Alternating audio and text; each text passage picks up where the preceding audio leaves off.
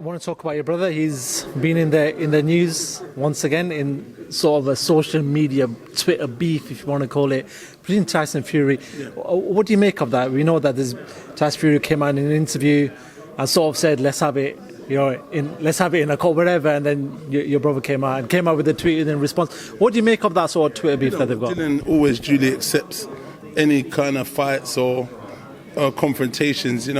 He's a man with passion, you know what I mean? He wears his heart on his sleeve. So he does that, he's not going to let anyone talk bullshit towards him or to him. And Tyson's similar, Tyson's just had enough. Dylan kept calling him a coward.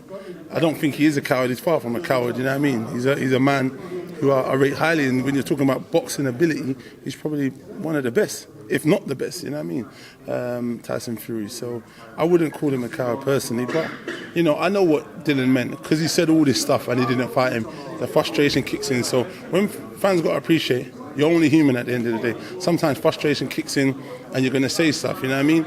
And Tyson goaded him by saying, well, look, I've got 2 fights with John Tawada, and you ain't managed to get any, which is true. But yet again, that might be down to his good promotion, Frank Warren, and maybe the relationship they have with the likes of his people, you know what I mean? So it's all kind of thing. ESPN, you got Top Rank, all those guys. I don't know what it is. Maybe Eddie Hearn, they don't like him. Maybe they want to keep him out in the cold. Maybe he's the reason why we can't get this fight. Because there has to be something. Tyson Fury's come back from a 2.5-year layoff and got the fight straight away. I get it. They might have thought that they're trying to get an easy picking, but yet again, they've still got the opportunity to fight him twice. Dylan's been waiting over 600 days. Ludicrous. Yet again, so you've got to look at the system and think, well, who is at fault here? Maybe it's Eddie, maybe it's not him. I don't know. Maybe they just don't like him. That he's gone to the zone and taken over, and they're thinking, how dare you come across the pond without consent and trying to take over when PBC's here, Top Rank's here, ESPN. We've been doing this, you know what I mean? So they might say, listen, we're going to keep this Buster in the cold. I went up to Loughborough the other day for sort of that media workout with your brother, and I spoke to him about the whole Tyson Fury situation. Yeah. And in the interview, Tyson Fury mentioned Trevor Bryant as a possible opponent for the September fight. Trevor Bryant's as Fury's? As Fury's opponent. Or Miller? No, well, Miller's one of the names, but we spoke about Trevor Bryant, and your brother's response was Bob Arum, Frank Warren and ESPN should be ashamed making them fights such as Tom Schwartz or a Trevor Bryant. What's your sort of take on that? That's funny. Do you know what? Listen, it's kind of I don't know. Listen, as a boxing guy, I don't think Schwartz should have been in the ring with Tyson Fury. He's nowhere near the level of this guy. The guy, Tyson Fury, is a beast. For me, he's just a beast. He shouldn't have been in there, and it showed. He got him virtually out of there in 1 round, obviously, and he extended it to the 2nd round. And look, against Gashev, was it Gashev? Gashev, the guy he fought last time, Schwartz, and he nearly wanted to give up in that fight, and he was trying to get the guy, disqualified. So we know what kind of person he is, you know what I mean? So really, that fight there, I don't think it was the right fight. But listen, he got paid a hell of a lot of money. Kudos to him. I'm not going to say he's wrong for taking the money and taking those fights. He set up a great deal, which they're paying him a healthy sum. Why the hell not? You know what I mean? Obviously, my bro's got his own opinion on stuff, and I've got my own opinion. But that's my opinion. I just don't think he should have been in the ring with him. If they can get away with doing that, so be it.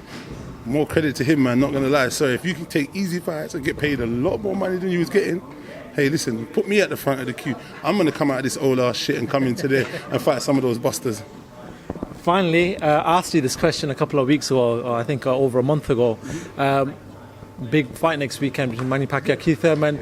The closer we get to the fight, have you changed your opinion on anything, or are you still sticking to what you've said? Do you know what? I've just got, obviously, yet again, it's the guy with the most experience, Pacquiao. I saw something with Mayweather talking about Manny Pacquiao's good at setting traps. And if he does catch Thurman in any of those traps, we've seen Thurman get hurt quite a lot, in a few fights. But what he's done is he's showed true champion grit and determination and managed to get through all of those fights. And he carries a lot of power. So Marquez knocked Pacquiao out cold. So for me, just a hungry young guy. He's undefeated. I believe, Thurman's going to do the job. That's just my thing. I wouldn't be surprised if Pacquiao caught him and got him out there, because, like I said, lesser of opponents have hurt him. But I'm going to go with the younger guy. He showed his belt for a while, and he's got that desire and purpose. And luckily, he had a fight recently after his 2-year layoff. So now he's not going into that fight so rusty. So let's see what happens. It's a great fight. Cool. Dean, I know it's Friday. I know everyone wants to just go and enjoy that sun that we've got outside.